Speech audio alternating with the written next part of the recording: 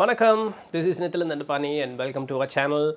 In today's episode, we are exploring the miraculous life of Thiruneelakanta Nayanar. He is one of the Nayanar of 63 in Saiva tradition of the South Indian practice. Okay, so he is a potter, come devotee who fell in life, rose in devotion, and was tested by none other than Lord Shiva himself. This is a story of repentance, discipline, celibacy, and divine grace. A reminder that even if we make mistakes in life, true bhakti, devotion, can redeem us beyond our imagination. Yeah. So let's know about him, and we'll learn the history of Thiruneelakanta Nayanar. So Thiruneelakanta Nayanar was born in Chidambaram, a small district, a very powerful, Lord Shiva devoted district.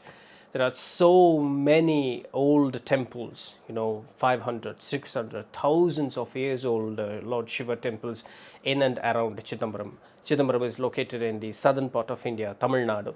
Okay, so it's a small district, but a very, very, very important district for people who love and who are devoted to Lord Shiva. You should definitely visit at least once in your lifetime to this district and places surrounding this place. Lots of miracles have happened around this place. Yeah, so it's a sacred town where Lord Nadarajar, the cosmic dancer, he resides there. Yeah, in Chidambaram temple. So Thiruneelakanta Nayanar, he was a potter by profession, a humble man, but immensely devoted to Lord Shiva, especially the Neelakanta form. Neela means blue and Kandam means throat. Okay, so the blue-throated Lord Shiva who drank the poison to save the world. So his devotion was not limited to prayers. He made and gifted Thiruvodu, a sacred clay begging bowls to Lord Shiva's devotees. In Tamil Bhakti tradition, serving devotees of Lord Shiva is considered even more sacred than serving the Lord himself directly. So that's how Thiruneelakanta Nayanar lived his life. Okay, so but as with many saints, his spiritual test began through a mistake. One day, he slipped. He got involved with another woman, stepping outside his dharmic boundaries. His wife, upon learning this, she was deeply hurt, obviously. She didn't argue, she didn't insult him, she didn't create a fuss, but she made a very sharp, spiritually loaded statement. In Tamil, it comes like this. Teendiveerayin yammai Thiruneelakantam. So this is what it said in Tamil. In English, if it is translated literally, would you touch us, Thiruneelakanta? So this is the actual translation. See, the word Teendiveerayin emmai, emmai means ennai means me, emmai means us. Now, who does she mention here as us? She mentions the entire women collectively. Okay, so when he did a mistake and when his wife comes to know what he has done, she was deeply saddened, and when he approaches her to console her, he comes near her and she says the statement, Teendiveerayanam Thiruneelakandam, in the name of Lord Shiva, Thiruneelakandar, in the name of Lord Shiva, are you going to touch us? That's the statement, meaning that on the name of Lord Shiva, you're not supposed to touch us. That's what it is meant here. She didn't say you're not supposed to touch me. She said you're not supposed to touch us. And this was understood by Thiruneelakandar, meaning that the word us literally means not only her, but the entire women gender.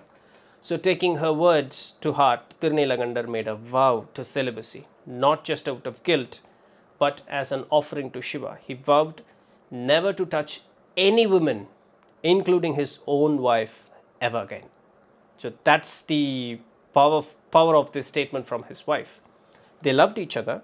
There is no change in that. They loved each other. There is a film a Tamil film, Thiruneelakanta Nayanar. It's a very beautiful film. I believe it's available in YouTube itself, the entire full film. If at all you have a chance, you should definitely watch that film. It's a very beautifully narrated film.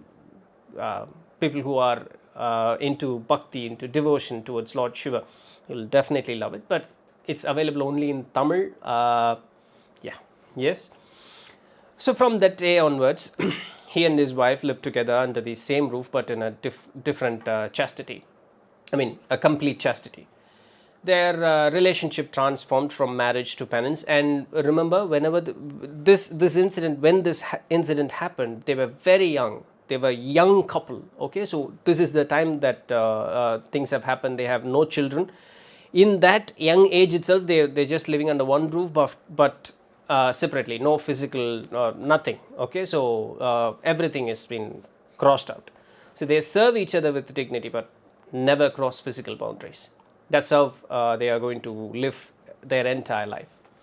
Now, Thiruneelakanta Nayanar continued to make Thiruvodu, serving Shiva devotees and chanting the sacred name of Lord Shiva, either Panchakshara Mandaram or the Lord Shiva's name. In the film, it is shown as that he keeps chanting Lord Shiva's name, Thiruneelakandam, Thiruneelakandam, Thiruneelakandam. That is how he keeps chanting. Okay. So this form of marital celibacy is rare and profound. It was not rejection, but it was reverence. Yes.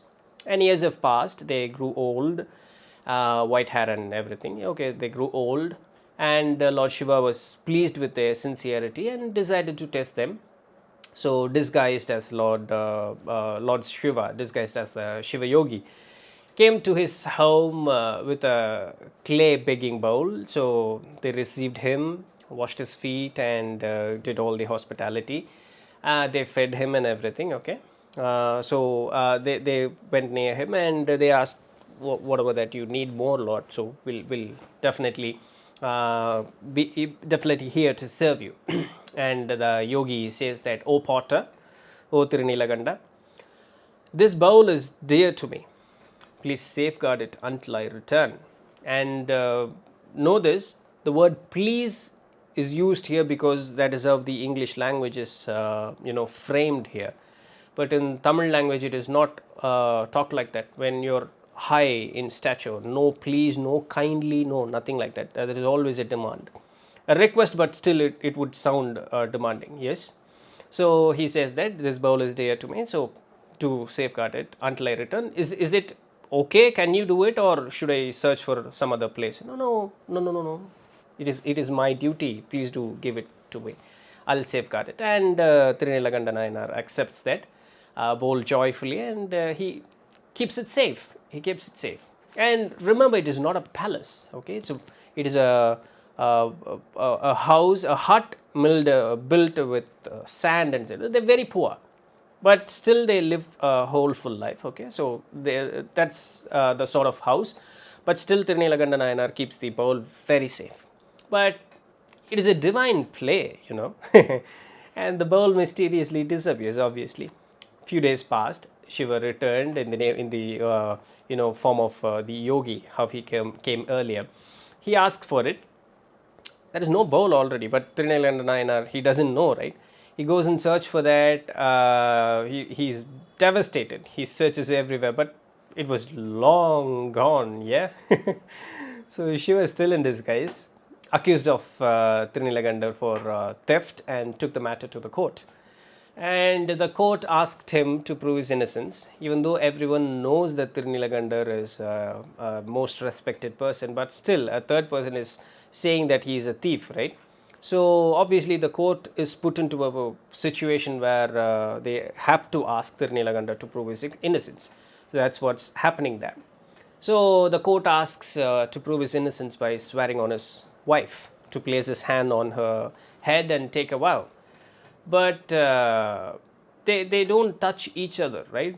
And these things have happened in secrecy inside the four walls. People doesn't know that they are living like this. They're living a life like this. And Lord Shiva knows these things are going to happen. Lord Shiva wants to bring this matter to the outer world. See, through devotion, just one, he made one mistake, she said one word, and for that they have lived their entire life just to follow the promise that they've made. She said, he accepted, that's it. They've lived their entire youth, their entire life to keep the promise in the name of Lord Shiva that has been made. So Lord Shiva has to bring this to the outside world, right? So he obviously has to put his devotee into this kind of situation so that he would abruptly say the reason why they are not going to touch each other. Even he's going to place his hand on his wife's head. This has to be brought out only to show the strength of a devotee towards his Lord. Okay, so that is the reason why Lord Shiva is doing all these things. And so the court wants Thiruneelakanta to place his hand on his wife's head and take a vow. But that would mean breaking his vow of celibacy, right? So he denied it, and the court was obviously, they were confused. What's wrong in touching your wife, man? No, you should really do it. And he said no. He said no. I'm not saying any lie. I'll never lie, but I will not touch my wife. That's what he said. The court gave one more chance. Go to the sacred pond, sacred tank in Chidambaram, Ilamai Tirtham, it is called as Ilamai Tirtham. Ilamai means youth, Tirtham means the sacred water. So go to the Ilamai Tirtham and hold your wife's hand, and both of you dip in the pond and come up, so then we'll accept. Now promise in the name of the Lord. Dip yourself into water, come up and promise in the name of the Lord. He said no. Okay, I'll go with the wife. Okay, we'll both dip ourselves in the water and come up, and we'll promise in the name of the Lord, but we'll never hold hands. And people starts to doubt Thiruneelakanta and his wife. No, so we believe that the Shiva yogi is saying the truth. You might have stolen the mud begging bowl. So they accepts, they get into the water, and they are put into a situation that he has to hold his wife's hand. So it is a very tough situation, and at that moment Thiruneelakanta Nayanar broke, and he openly then states the reality why they are not touching each other. By a song, he says his situation. So these are all happened years ago when we are in our youth. All these things happened. So it was my mistake due to my ill wish. I was with another woman and I cheated my wife, and my wife said this. So for this reason, we have lived our entire life without touching each other. For that reason, she said in the name of the Lord, and I accepted as well. Even if Lord Shiva comes and orders us to hold our hands, we will never do that. That much respect is what we have towards the promise that we made. We'll dip ourselves in the tank, but we'll never hold our hands together. And Lord Shiva was completely pressuring him. Okay. The moment when he accepts his mistake openly to everyone, there is a bamboo stick that comes floating in the Ilamai Tirtham, and so without breaking the oath, without touching each other, they hold each end of the bamboo stick and they dip themselves. Okay, so this moment was symbolic, a union of truth, discipline, and spiritual courage. And then the miracle happened. That's when the miracle happened. As they emerged from the water, they were transformed. That's the beauty, that's the miracle that has happened.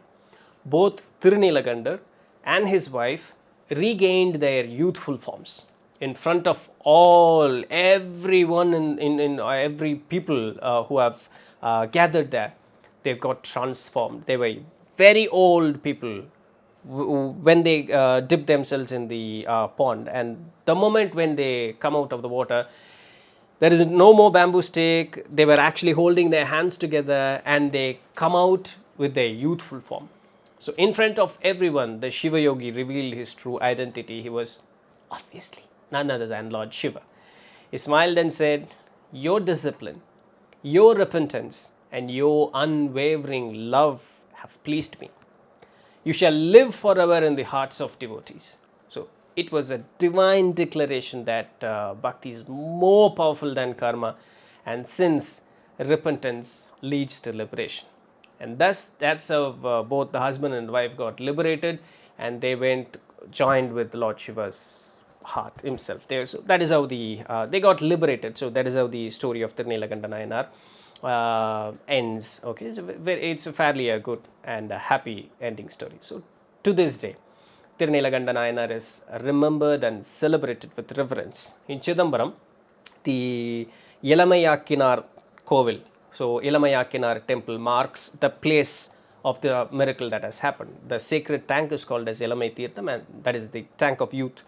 So he is worshipped, Thiruneelakanta Nayanar is worshipped during the Tamil month of Thai Madam, Thai month, under the star Visaha Nachatra. Okay. So out of 63 Nayanmars, his story is very unique, not just because of devotion, but because of how he transformed guilt into grace. So what we can learn from Thiruneelakanta Nayanar, the story of Thiruneelakanta Nayanar, the history of Thiruneelakanta Nayanar. Mistakes don't define us. How we respond to them does. Bhakti is not performance, it's sincerity. Even a broken pot can carry divine water. So if it surrenders completely. Celibacy, when done with penance, is a form of highest offering. Divine tests are always blessings in disguise. Remember this word. Remember this word till the end of your breath. Divine tests are always blessings in disguise. So may the story of Thiruneelakanta Nayanar inspire us to rise after every fall that we face, to turn shame into spiritual strength, and to love the Lord with heart that never gives up, no matter how broken it feels. Yes? If this story really helped, really moved you, do like, share and subscribe to the Voice of Nithilan channel for more soul-touching stories from Bhakti tradition. Let's walk this path together with love, light and truth. Until next time, this is Nithilan Dandapani signing off. Tata bye.